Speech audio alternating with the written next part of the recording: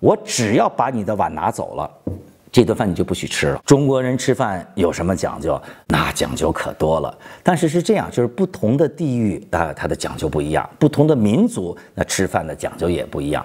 但是作为中国人来讲，他共同的这个吃饭的讲究有很多。那你比如说最简单的就是你不能捧着碗吃饭，你吃饭的时候不能用筷子来敲你的碗。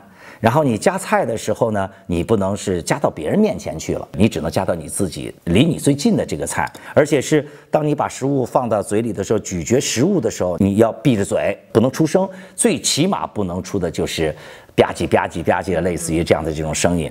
那么还有比如说，就是你吃饭的时候一定要是扶着碗。那可能你们就来句会问，就是这么多讲究有道理吗？它有文化性吗？我就讲一个简单的一个例子，就是吃饭为什么要扶着碗？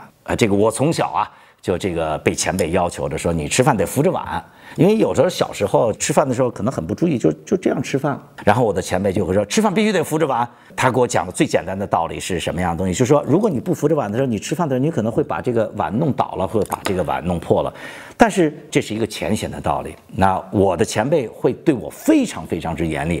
我们把这饭碗放到这个地方，如果这是他的饭碗，那我的前辈会这么说：如果你在吃饭的时候，你手不扶着碗，我只要把你的碗拿走了，这顿饭你就不许吃了。那我就很不高兴，那你为什么这样子？他说你必须用手扶着你的碗，扶着碗是什么意思？是护着你的碗，护着你的饭碗。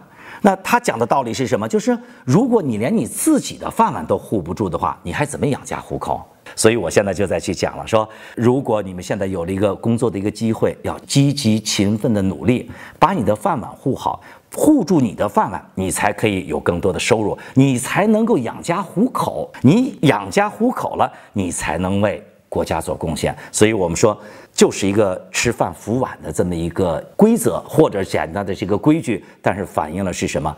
修身、齐家、治国。我不知道我解释清楚了没有哈？